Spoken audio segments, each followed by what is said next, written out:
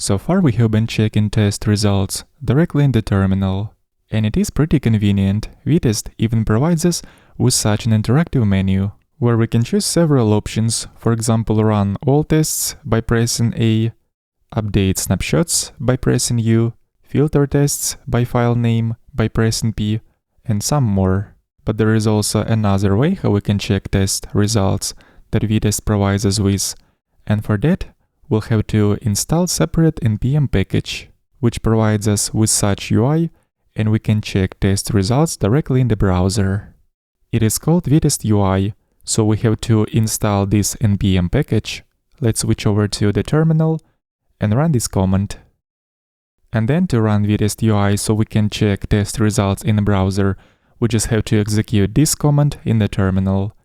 But for convenience, I'm going to add another script inside package JSON. For example, let's call it test:UI, which will allow us to run Vitest UI by running npm run test:UI command in the terminal. So let's do just that. I'm gonna switch over to the terminal once again and run this command. And right away a new browser tab is opened and we can see Vitest UI.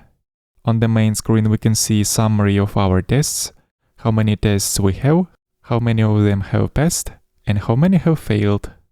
Then we also can see a list of files with tests, and by clicking on each file, we can see all testing scenarios inside that file.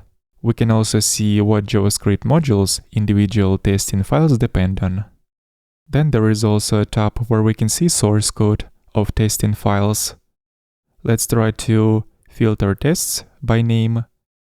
And then we can run only filtered tests by pressing this icon.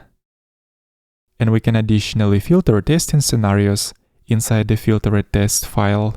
And Vitest UI filters testing scenarios by using descriptions.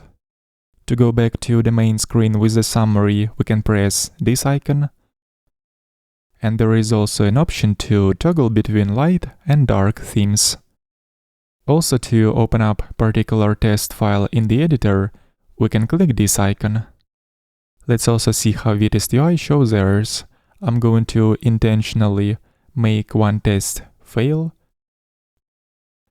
And this is how Vitest UI shows us test failures. Here we are clearly seeing which testing scenarios have thrown an error. Alright, now let's revert that change to make all tests pass again. And besides this graphical user interface, test execution can also be controlled from within the terminal, just like before. Let's continue in the next lesson.